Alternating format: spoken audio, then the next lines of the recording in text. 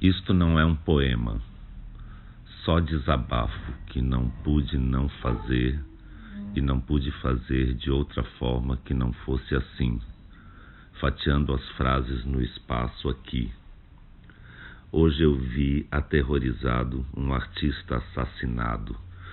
Modo Katendê, mestre de capoeira, autor do Badauê, por conta de uma divergência política num bar da Bahia. Depois corri o dedo sobre a tela e vi e ouvi arrepiado Luiz Melodia, também negro e compositor, também com o cabelo rastafari como a vítima do post anterior, cantando No Coração do Brasil e repetindo muitas vezes esse refrão: no coração do Brasil, no coração do Brasil, que tento sentir pulsar ainda entre a luz de Luiz e a treva desse buraco vazio que não pulsa mais no peito de Modo Katendê.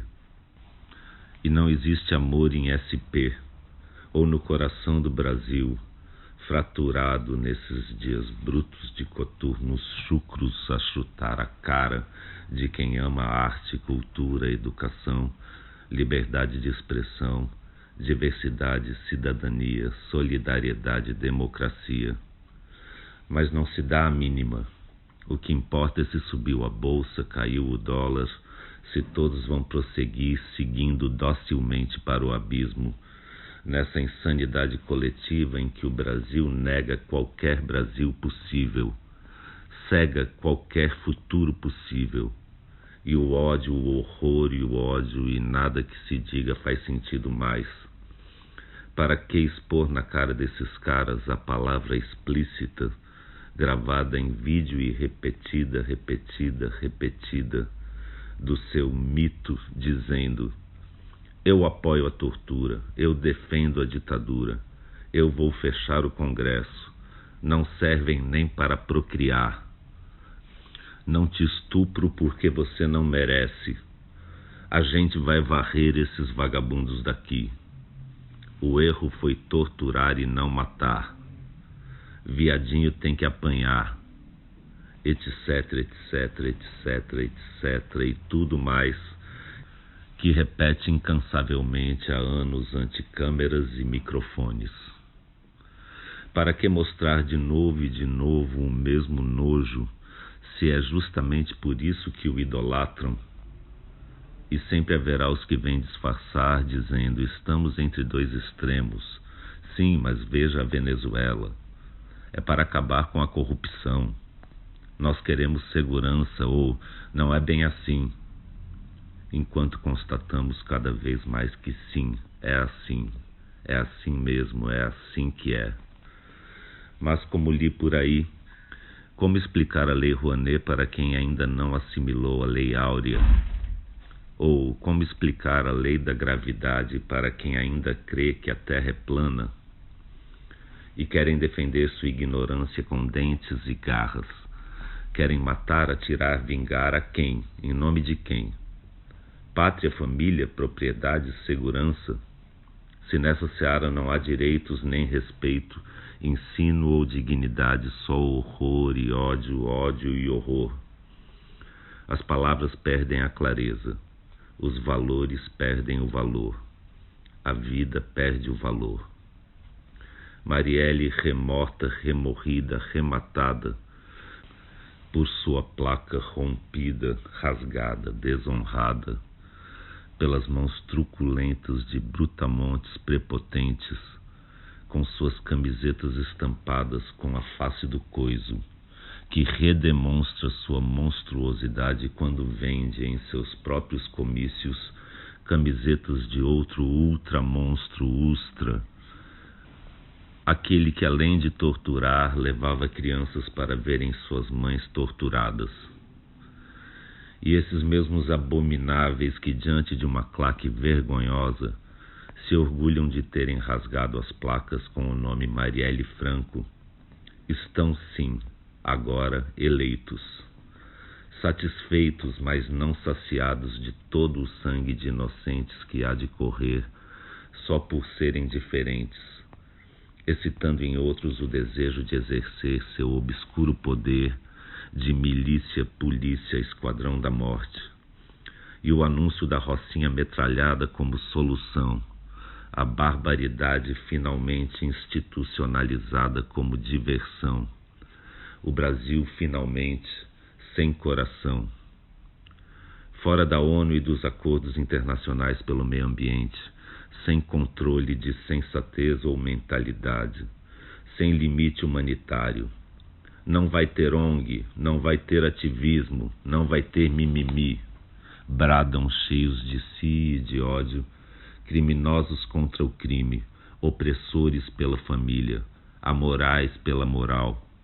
Apesar de todos os alertas da imprensa internacional, de esquerda, de centro, de direita, só não vê quem não quer a tragédia anunciada, divulgada não como boato, mas escancaradamente enquanto empoderados pelo discurso de ódio, de horror e ódio, seus eleitores já saem pelas ruas dando tiros e gritos, enxurradas de fakes, suásticas nazistas gravadas com canivete na pele da menina que usava ele não estampado na blusa.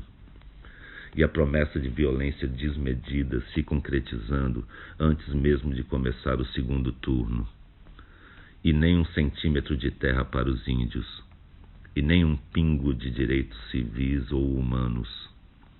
E a volta da censura e o ódio, o horror e o ódio, para encerrar de vez o sonho de uma nação que tem a chance de dar ao mundo sua contribuição original, agora fadada a repetir o que de pior já houve na história. Sem história agora, sem Museu Nacional, nem cultura, nem educação, abolir filosofia e arte. Em seu lugar, moral e cívica, escola militar, religião, geografia dos lucros e dividendos, massacre das minorias, horror e ódio e horror crescente, permanente, enquanto dure. Pois ninguém larga o osso assim tão fácil depois de um golpe, que precisa parir outro golpe ou autogolpe alimentado por todas as fakes e facas contra as costas de artistas como Moa. Mas na cabeça de quem apoia tudo se justifica. O fascismo, a tortura dos presos, o sumário julgamento sem júri, autorização dada à polícia para matar, e o ódio aos pobres, as blitzes ostensivas, a guerra declarada dos que aceitam assassinos para combater bandidos. Se tudo está invertido mesmo, pobre elegendo milionário pelo avesso e ao contrário, então se autoriza a sórdida barbárie dos fortes contra os fracos. Algo está muito doente no Brasil, no descoração do Brasil, que mente, se omite, agride, regride, para avançar sem freios em direção ao fascismo, seguindo a música hipnótica do ódio, horror e ódio, pregados em igrejas em nome de Deus e de Cristo. Só desamor em nome de Cristo, violência e brutalidade em nome de Cristo, armas e tortura e preconceito em nome de Cristo, de Deus e de Cristo. Armar a população para metralhar os adversários, os diferentes, os miseráveis, os favelados, os do outro lado, os que se manifestam ou contestam ou pensam de outra forma, ou se vestem de outra cor, ou têm outra cor, ou qualquer pretexto que se crie para espalhar o ódio, o horror e o ódio. Do machismo ao estupro, da mentira ao linchamento, do homicídio ao genocídio. Tinha que ter matado pelo menos 30 mil. Já sem democracia, palavra vazia em boca de quem compactua, e não são poucos, pensando ser possível alguma forma de neutralidade nesse momento. Como Pilatos lavando as mãos, a chamada mídia tenta fazer média, ao dizer que os dois lados são igualmente extremistas e perigosos. Mas então onde estavam nos últimos 3 mandatos e meio, antes do pesadelo Temer? Estavam numa ditadura comunista e não sabiam? Na verdade, todos sabem muito bem que o extremismo vem de um só lado, que quer se eleger para acabar com eleições, e que o grande perigo é mesmo esse jogo de equivalências que, na verdade, serve ao monstro. Pois a omissão é missão impossível neste agora.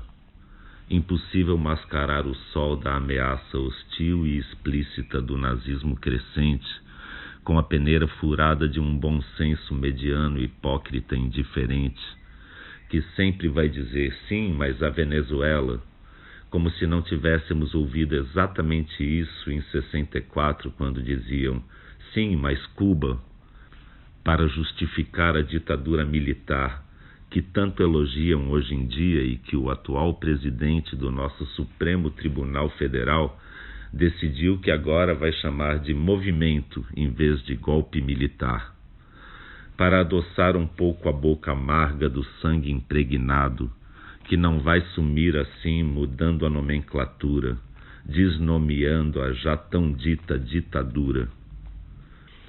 Mas esse desequilíbrio ético que diz preferir uma autocracia perfeita a uma defeituosa democracia, esse erro que nenhum arrependimento será capaz de reparar quando for tarde demais, ainda dá para evitar.